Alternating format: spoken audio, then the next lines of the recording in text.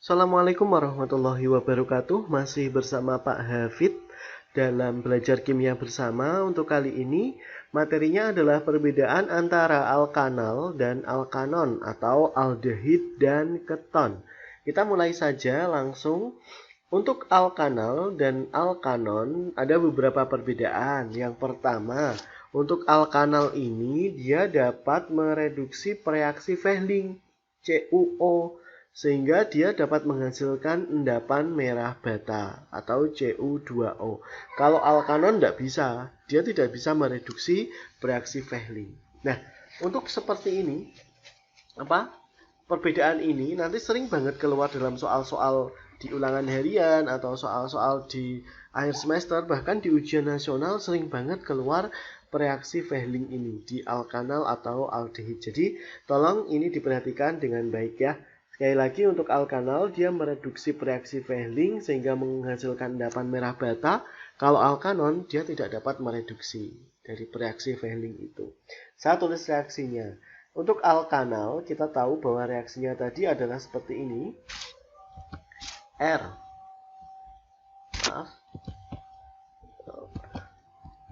R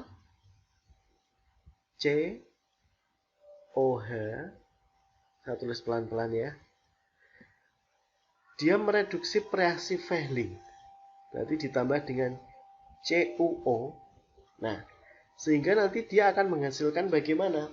Ini dia nanti akan menghasilkan seperti ini. O yang ada pada CuO ini nanti akan berikatan dengan ini, gugus fungsinya, sehingga ini nanti reaksinya menjadi R C O OH begini ya. Ini saya kasih koefisien 2, ini ada koefisien 2 di sini, 2 CuO. Karena O-nya ini sudah berikatan dengan di sini 1, berarti O-nya kan tinggal 1.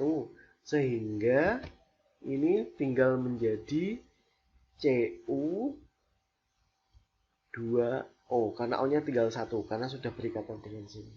Nah, ini RCOOH karena ini alkanal dia ditambah atau mereduksi CuO sehingga dia akan menjadi yang namanya asam karboksilat. Nah, ini adalah asam karboksilat.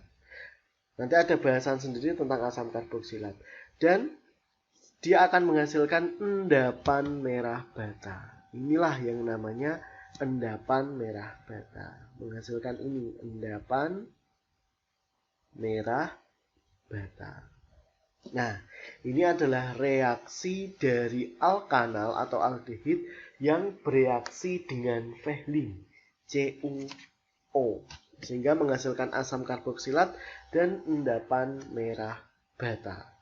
Kalau alkanon tidak. Nah, sekarang untuk perbedaan yang kedua, untuk alkanal dia dapat mereduksi reaksi Tolen atau Ag2O dan menghasilkan atau membebaskan cermin perak Ag.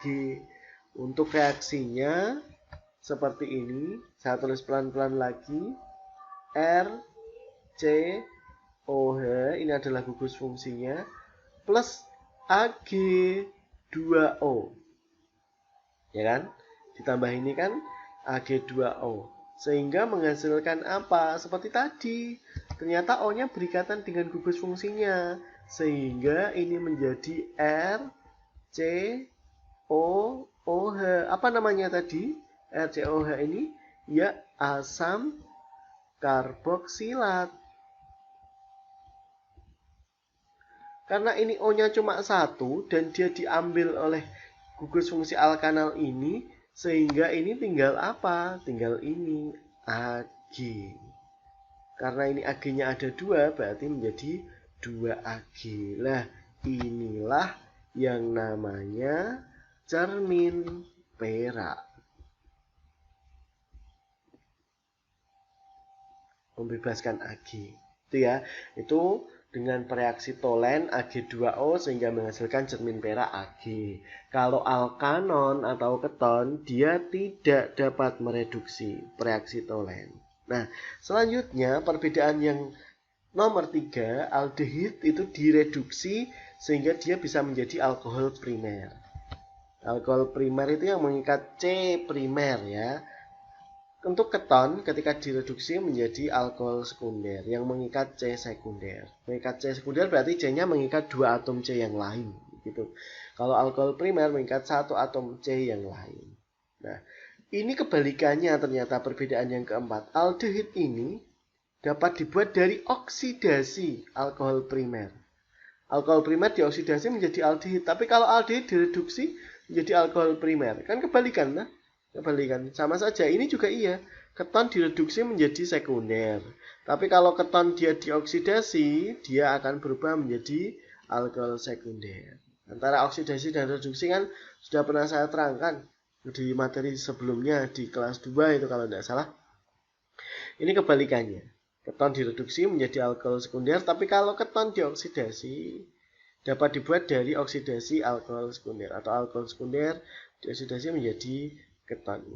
Nah, itulah perbedaan antara alkanal dengan alkanon. Terima kasih.